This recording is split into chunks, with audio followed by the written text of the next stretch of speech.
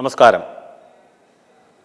ക്ഷേത്രങ്ങളിൽ മൃത്യുഞ്ജോമം കഴിപ്പിക്കുന്നു, ഗണപതി ഹോമം കഴിപ്പിക്കുന്നു, ധാര കഴിപ്പിക്കുന്നു, പുഷ്പാഞ്ജലികൾ കഴിപ്പിക്കുന്നു.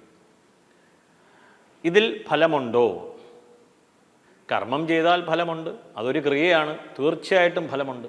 സത്കർമ്മം തന്നെയാണത്, അതിൽ മാറ്റമില്ല. ഇതിലേക്ക് കുറച്ച് അഭിപ്രായമുണ്ട്. ഇവിടുത്തെ വിഷയം അത് തന്നെയാണ്. അപ്പോൾ എല്ലാ ക്ഷേത്രങ്ങളിലും അവനവൻ്റെ പേര്, നക്ഷത്രം, അതുമൂലം ഒരു സങ്കല്പം ചെയ്ത് ഇന്ന കാര്യത്തിനാണ്. കാരണം സങ്കല്പത്തിലാണ് എല്ലാം തുടക്കം. സങ്കല്പ വികല്പമാനം മനഃ. അപ്പോൾ ആദ്യം സങ്കല്പത്തിൽ നിന്നാണ് ബാക്കിയെല്ലാം ഉണ്ടാകുന്നത്. അപ്പോൾ നല്ല സങ്കല്പത്തോടുകൂടി ക്ഷേത്രത്തിലെ മേൽശാന്തി, കീഴ്ശാന്തി, ആരാണോ പൂജ കഴിക്കുന്നത് അദ്ദേഹം താങ്കളുടെ ജന്മനക്ഷത്രം, പേര് ഇത്യാദികൾ പറഞ്ഞ് ഇന്ന സർവാഭീഷ്ട സിദ്ധ്യർത്ഥം ഇല്ലെങ്കിൽ മൃത്യുദോഷ നിവാരണാർത്ഥം എന്നൊക്കെ സങ്കല്പം ചെയ്ത് ആ ക്രിയ ചെയ്യുവാൻ ആരംഭിക്കുന്നു. തീർച്ചയായിട്ടും എന്തുകൊണ്ട് മറ്റൊരാളെ നാം ഏൽപ്പിക്കുന്നു? നമ്മൾ ആ ക്രിയ പഠിച്ചിട്ടില്ല. തീർച്ചയാണ്, ക്ഷേത്രത്തിലെ ജീവനക്കാരനാണ്, ക്ഷേത്രത്തിലെ പൂജ കഴിക്കുന്ന ആളാണ്, അദ്ദേഹത്തോട് നാം ഏൽപ്പിച്ചു, ദക്ഷിണ നൽകി നമ്മൾ പ്രസാദം വാങ്ങിച്ചു. അതുപോലെ തന്നെയാണ് മറ്റെല്ലാ ക്രിയയും. ഒരു ഇലക്ട്രീഷ്യൻ വീട്ടിൽ വരുന്നു, ഇലക്ട്രിക് പണി നമുക്കറിയത്തില്ല, അതിനുവേണ്ടി ഇനി പഠിക്കാൻ പറ്റില്ല. അപ്പോൾ ആ ഇലക്ട്രീഷ്യനെ വിളിച്ചു, ആ പണി കഴിഞ്ഞു, അദ്ദേഹത്തിനുള്ള ചാർജസ് കൊടുത്തു. അതുപോലെ തന്നെയാണ് ലോകത്തിൽ മുഴുവനും. അപ്പം അങ്ങനെ ക്ഷേത്രത്തിലേക്ക് ഭക്തി ശ്രദ്ധാപുരസരം ഒരു വഴിപാട് കഴിക്കുന്നു. വഴിപാടിന് ഫലമുണ്ടോ ചോദിച്ചു, ഉണ്ട് എന്ന് ഉത്തരം. ഇനി ഇതിൽ ചിന്തിക്കുവാനുള്ള ഒരു വിഷയം, ഒരുപാട് പേർ ഇന്ന് ഗണപതി ഹോമത്തിനും മൃത്യുഞ്ജയ ഹോമത്തിനും കൊടുക്കുന്നു. എൻ്റെ പേരിൽ മൃത്യുഞ്ജയ ഹോമം കഴിച്ചു എന്ന് ഞാൻ വിചാരിക്കുന്നു. നിജസ്ഥിതി എന്താണ് എന്നുള്ളൊരു ചോദ്യമുണ്ട്.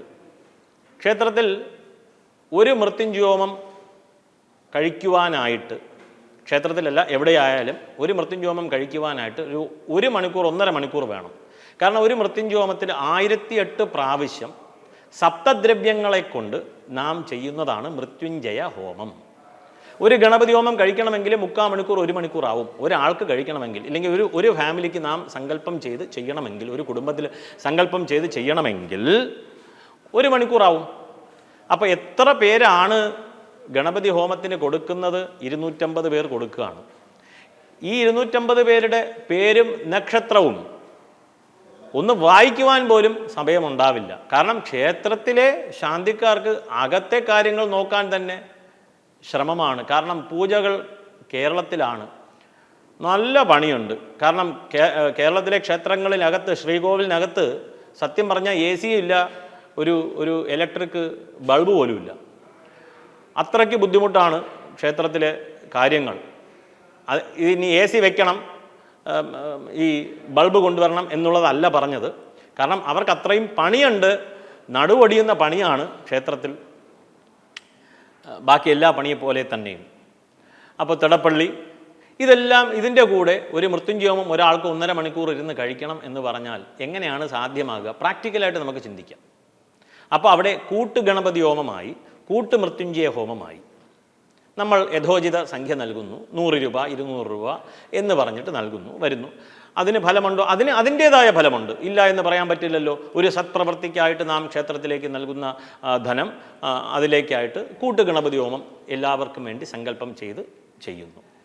ഇനി ചെയ്യുന്നുണ്ടോ ഇല്ലയോ എന്നുള്ളത് പിന്നീടുള്ള വിഷയം.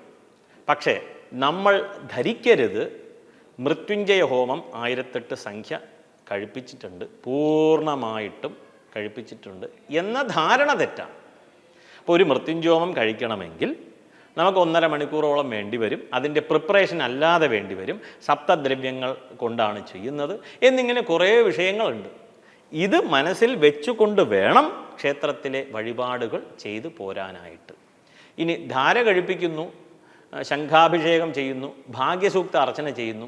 അതിനൊക്കെ നമുക്ക് 2 മിനിറ്റ്, 3 മിനിറ്റ്, 4 മിനിറ്റ് മതി. അപ്പോൾ തീർച്ചയായിട്ടും അത് ചെയ്യുവാൻ സാധിക്കും. ഓരോരുത്തരുടെ പേരിലും അത് ചെയ്യുവാൻ സാധിക്കും. പിന്നെ മഹാക്ഷേത്രങ്ങളിൽ നമുക്ക് പറയാൻ പറ്റത്തില്ല, സഹസ്രനാമത്തിനൊക്കെ ഒരുപാട് പേര് കൊടുക്കുന്നുണ്ട്. അപ്പോൾ പരിമിതികളുണ്ട് എന്ന് മനസ്സിലാക്കുക. എനിക്ക് വേണ്ടി മാത്രമാണ് ഇത് ചെയ്യുന്നത് എന്ന മിഥ്യാധാരണ ഒഴിവാക്കിയിട്ട് ഭക്തിശ്രദ്ധാ പുരസ്സരം നമ്മളാൽ കഴിയുന്ന സേവനങ്ങൾ ചെയ്തു പോരുക, വഴിപാടുകൾ ചെയ്തു പോരുക. നമസ്കാരം.